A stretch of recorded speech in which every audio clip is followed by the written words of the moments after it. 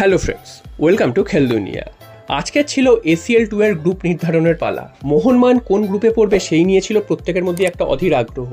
তো গ্রুপ নির্ধারণের পর যেটা দেখা যাচ্ছে, মোহনবাগান কিন্তু খুবই শক্তিশালী একটি গ্রুপে পড়েছে।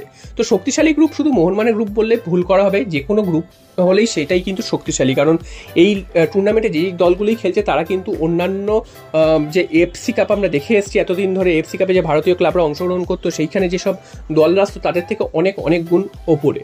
এবং এই দলের বিরুদ্ধেই কিন্তু মোহনবাগানকে খেলতে হবে, বা ভারতীয় যে কোনো টিম যদি উঠতো তাদেরকে কিন্তু খেলতে হতো। তো মোহনবাগানের গ্রুপে যে টিমগুলো পড়েছে তাদের মধ্যে প্রথমে আছে হচ্ছে ট্র্যাক্টর এফসি, এছাড়াও রয়েছে কিন্তু রাফসান এফসি আর আল ওয়াকরা। তো আল ওয়াকরা হচ্ছে কাতারের অন্যতম সেরা দল, এবং তারা কিন্তু কাতারি লিগে মোটামুটি প্রথম 3-4-এর মধ্যেই শেষ করে, এবং লাস্ট 19 সাল, 21 সাল এবং 22 সালে কিন্তু তারা এএফসি চ্যাম্পিয়ন্স লিগে নিয়মিত খেলেছে। তো এই দলের বিরুদ্ধেই কিন্তু মোহনবাগানকে খেলতে হবে। এছাড়াও কিন্তু রয়েছে ট্র্যাক্টর এফসি। ট্র্যাক্টর এফসি হচ্ছে ইরানের দল। ইরানও কিন্তু এই মুহূর্তে এশিয়ার অন্যতম শক্তিশালী দেশ। তো সেই দেশের একটি ক্লাব, তো সেই ক্লাবের বিরুদ্ধে মোহনবাগানকে খেলতে হবে। তো বুঝতেই পারছো এই ক্লাবগুলোর বিরুদ্ধে খেলা কতটা চাপের।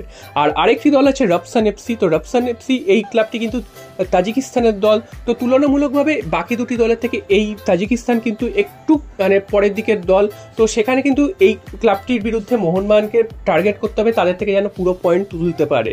এবং যদিও পুরো পয়েন্ট তুলতে পারে কথাটা বলছি, তবে কাজটা কিন্তু মাঠে অতটা সহজ হবে না, কারণ তাজিকিস্তানও কিন্তু এই মুহূর্তে এশিয়ার অন্যতম সেরা শক্তি হিসাবে আস্তে আস্তে উঠে আসছে। এবং তোমরা যদি লাস্টের এএফসি এশিয়ান কাপ দেখে থাকো, সেখানে কিন্তু তাজিকিস্তান দুর্দান্ত ফল করেছে। তো সেই ক্লাবেরই টিম রাফসান এফসি। তো এই তিনটে দল কিন্তু মোহনবাগানের সাথে রয়েছে, এবং এবার দেখে নেওয়া যাক যে মোহনবাগান কবে কাদের সাথে কখন খেলবে। তো প্রথমেই চলে আসি 17 বা 18 সেপ্টেম্বর মোহনবাগানের প্রথম খেলা পড়বে। সেই খেলাটি কিন্তু মোহনবাগানের হোম ম্যাচ পড়বে, এবং মোহনবাগানকে খেলতে হবে ট্র্যাক্টর এফসির বিরুদ্ধে। নেক্সট ম্যাচ কিন্তু অ্যাওয়ে ম্যাচ খেলতে হবে, সেটা কিন্তু অক্টোবর মাসের 1 বা 2 তারিখ। সেখানে কিন্তু মোহনবাগানকে রাফসান এফসির বিরুদ্ধে খেলতে হবে অ্যাওয়ে ম্যাচ, অর্থাৎ তাজিকিস্তানে গিয়ে খেলতে হবে। তারপরে 22 বা 23 অক্টোবর কিন্তু মোহনবাগানকে দ্বিতীয় অ্যাওয়ে ম্যাচ খেলতে হবে, সেটা কিন্তু খেলতে হবে আল ওয়াকরা, অর্থাৎ কাতারে গিয়ে খেলতে হবে। তো এই ম্যাচটি যথেষ্ট কঠিন হতে চলেছে মোহনবাগানের জন্য। নেক্সট চলে আসি, মোহনবাগানের হোম ম্যাচ রয়েছে 5 কি 6 নভেম্বর পড়বে ম্যাচটি, সেটা কিন্তু আল ওয়াকরার বিরুদ্ধে খেলতে হবে জুহরতি ক্রীড়াঙ্গনে। নেক্সট ম্যাচ 26 বা 27 নভেম্বর, সেটি কিন্তু ট্র্যাক্টর এফসির বিরুদ্ধে অ্যাওয়ে ম্যাচ, অর্থাৎ তাজিকিস্তানে গিয়ে খেলতে হবে। এবং শেষ ম্যাচ, গ্রুপ লিগের শেষ ম্যাচ 3 অথবা 4 ডিসেম্বর, সেটা কিন্তু রাফসান এফসির বিরুদ্ধে মোহনবাগান খেলবে। তো বুঝতেই পারছো কতটা কঠিন দল এগুলো, বা কঠিন প্রতিদ্বন্দ্বিতার মুখে পড়তে হবে মোহনবাগানকে। এবং যেসব দলগুলো রয়েছে তারা কিন্তু এরা কিন্তু এএফসি চ্যাম্পিয়ন্স লিগ খেলার প্রত্যেকের অভিজ্ঞতা রয়েছে, এবং তাদের নিজেদের দেশের লিগে তারা কিন্তু অন্যতম সেরা দল। এবং কাতার, ইরান এরা কিন্তু শুধু এশিয়ায় নয়, বিশ্বকাপ যখন হয়, ওয়ার্ল্ড কাপ যখন হয়, তারা কিন্তু এই দলগুলো কিন্তু পার্টিসিপেট করে।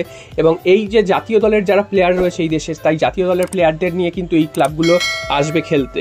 তো বুঝতে পারছো মোহনবাগানকে কতটা কঠিন প্রতিদ্বন্দ্বিতার মুখে পড়তে হবে। তো এখান থেকে মোহনবাগানের নেক্সট পর্বে যাওয়ার আশা কিন্তু খুবই ক্ষীণ। তো খেলায় যা খুশি হতেই পারে, তবে যা গ্রুপ পড়েছে সেখানে কিন্তু মোহনবাগানের নেক্সট পর্বে যাওয়ার খুবই আশা কম, এবং 2টো করে গ্রুপ দল যাবে এক একটা গ্রুপ থেকে। তো দেখা যাক মোহনবাগান কিছু অলৌকিক কিছু কাণ্ড ঘটাতে পারে কি না। মোহনবাগানের এবার অনেক বড় বড় প্লেয়ার নিয়ে এসছে, অনেক দামি দল করেছে। যদিও যে দামি দল করেছে অন্যান্য দলগুলো কিন্তু মোহনবাগানের সব দ্বিগুণ বাজেট। তো বুঝতেই পারছো সমস্ত দিক থেকেই মোহনবাগান কিন্তু অনেকটা পিছিয়ে রয়েছে। হ্যাঁ, এবার খেলার মাঠে তো টাকা পয়সা দিয়ে হয় না, খেলার মাঠে কিন্তু দেখবে সেই দিন কে কেমন পারফরমেন্স করছে। তো সেখানে যদি মোহনবাগান ভালো খেলতে পারে, সেক্ষেত্রে মোহনবাগান নেক্সট রাউন্ডে যাবে, বা একটা জেতার সুযোগ তৈরি করতে পারবে। তো তোমাদের কি মনে হয় যে এই গ্রুপ থেকে মোহনবাগানের কতটা আশা আছে নেক্সট রাউন্ডে যাওয়ার, নাকি মোহনবাগান এইখানেই অনেকগুলো গোলে হারবে বা একটা বড় ব্যবধানে হারার সম্মুখীন হবে? তো তোমরা কিন্তু অবশ্যই সেটা কমেন্ট করে